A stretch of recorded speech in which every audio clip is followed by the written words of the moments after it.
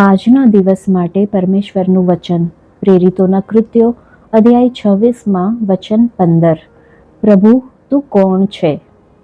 વચનમાં લખેલું છે, યહોવાએ પોતાના સમર્થ હાથથી મારી સાથે આ પ્રમાણે વાત કરી. યશાયાના પુસ્તકમાં 8મા અધ્યાયમાં વચન 11માં આપણે જોઈ શકીએ છીએ. જ્યારે આપણો પ્રભુ વાત કરે છે ત્યારે છટકી શકાતું નથી. તે આવે છે ત્યારે હંમેશા પોતાના અધિકારનો ઉપયોગ કરીને આવે છે અને આપણી સમજણ પર કબજો કરે છે. શું પરમેશ્વરનો અવાજ સીધો જ તમારી પાસે આવ્યો છે? જો આવ્યો છે તો જે તીવ્ર આગ્રહથી તમારી સાથે વાત કરી છે તેને તમે ગેરસમજ નહીં કરો. પરમેશ્વર તમારી સાથે તમે જે ભાષા ખૂબ સારી રીતે સમજો છો તેમાં જ વાત કરે છે. તે તમારા કાનો દ્વારા નહીં પરંતુ તમારી પરિસ્થિતિઓ દ્વારા વાત કરે છે.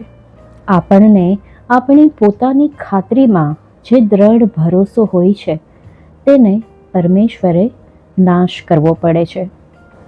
આપણે કહીએ છીએ કે હું જાણું છું, મારે આ કરવું જોઈએ, અને એકાએક પરમેશ્વરનો અવાજ આપણી સાથે એવી રીતે વાત કરે છે કે જે આપણી અજ્ઞાનતાના ઊંડાણને પ્રગટ કરીને આપણને દબાવી નાખે છે.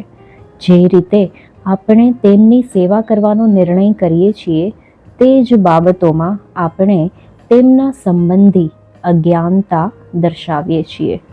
જે આત્મા તેમનો નથી તે આત્મામાં આપણે ઈસુની સેવા કરીએ છીએ અને તેમનો બચાવ કરીને તેમને દુઃખી કરીએ છીએ. આપણે તેમના દાવાઓને શૈતાનના આત્મા દ્વારા આગળ ધપાવીએ છીએ. આપણા શબ્દો યોગ્ય લાગે છે પરંતુ જે આત્મા છે તે તો શત્રુનો છે. લુકનું પુસ્તક અધ્યાય 9માં વચન 55માં છે કે તેણે તેઓને ધમકાવ્યા અને કહ્યું, તમે જાણતા નથી તમે કયા પ્રકારના આત્માના છો.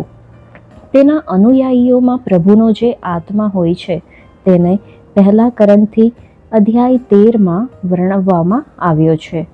શું હું મારી પોતાની રીતે ઈસુની સેવા કરવાના આતુર નિર્ણય દ્વારા તેની સતાવણી કરી રહ્યો છું?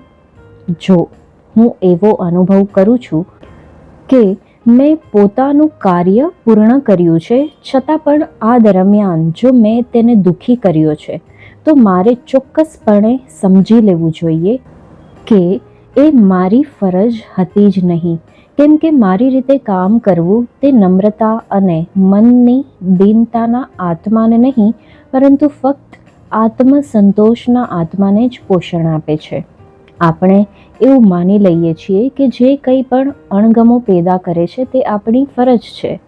શું આ વાત આપણા પ્રભુના આત્માની સાથે મળતી આવે છે કે વચનમાં લખેલું છે, હે મારા દેવ, તારી ઈચ્છા પ્રમાણે કરવાને હું રાજી છું?